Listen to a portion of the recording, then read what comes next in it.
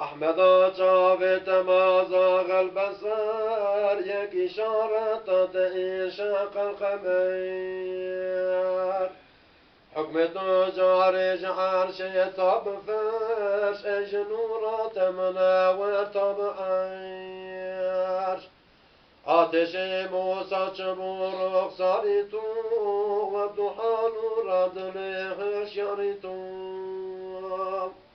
درج نورات دياء محلوبات مع الله الجليل بركات لجلال ناتئت الرايتين فخر تشريف جبر عرش عظيم هر دو عالم چنسیها اقبالتو صندی و لید بزار فخالتو هم روح و هم روانی جان و دل پیشی بزن تنسیها گل بو خجل جان فدای بجن و بالای تمام تو سرگردان سیمای تمام شهریار چتر عورای تو خطی شبو بالفلک صبرای تو شهروار تندر کرم بکار وصل وحد سرای غمکان مرحبا سيسل هزار أزمان وداب يقدر غافل من الرجل شيخ واتبع حسنات ببيجم صف الشام سل قيامة بشر حسن تمام يا رسول الله رسولي إن سجود يا شفيعي صدري أيوان مزيد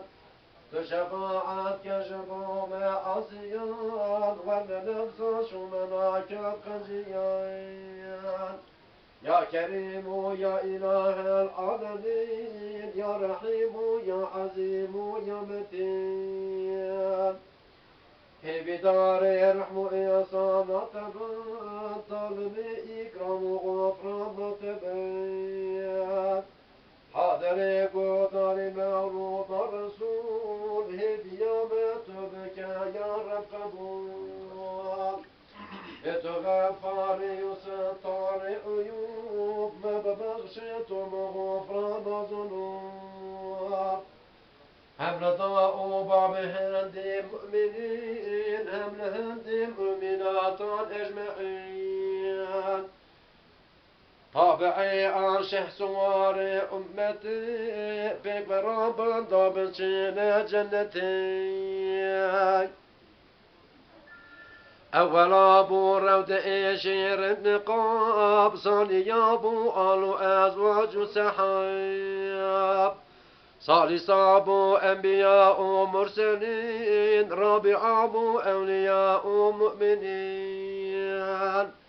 هم جبو حجاج غزاة تمام هم جبو بمجلس صاحب تعام هم جبو هر شر إمام جاده هم جبو كاتب في نسخه